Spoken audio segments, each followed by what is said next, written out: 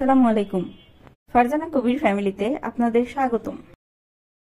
আজকে রান্না করব চিকেন রোস্ট।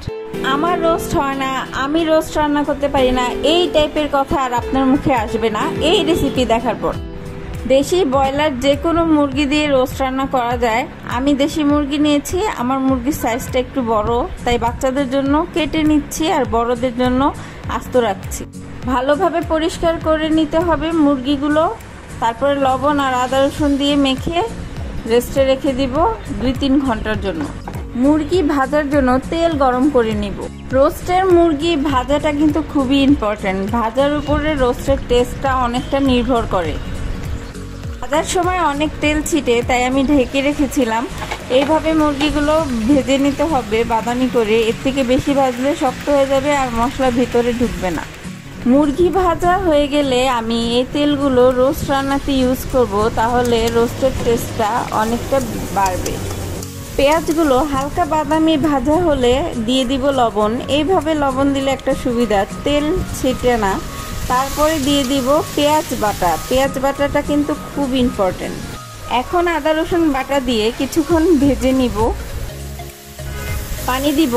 বাজারে কিনতে পাওয়া যায় অনেক ব্র্যান্ডের রোস্টের মশলা, সেখান থেকে আমি একটি ব্র্যান্ডের রোস্টের মশলা এখানে এই পরিমাণ ব্যবহার করব।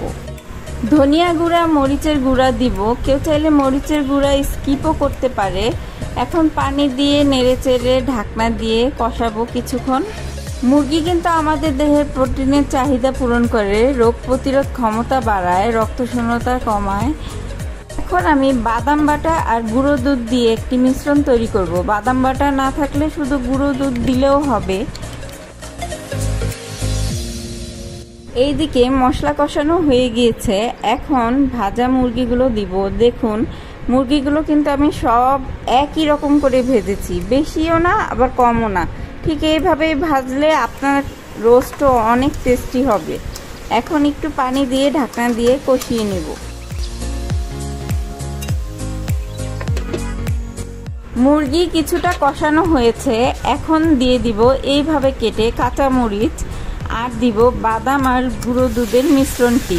কিছুক্ষণ নেড়ে অল্প একটু পানি দিয়ে মুরগি সেদ্ধ হওয়ার পরিমাণ পানি দিয়ে ঢেকে রেখে দিব। পানি ফুটে উঠলে এই পর্যায়ে দিয়ে দিব অল্প একটু চিনি, তাহলে টেস্টের ব্যালেন্সটা ঠিক থাকবে। ব্যাস, আমার রোস্ট রান্না কমপ্লিট।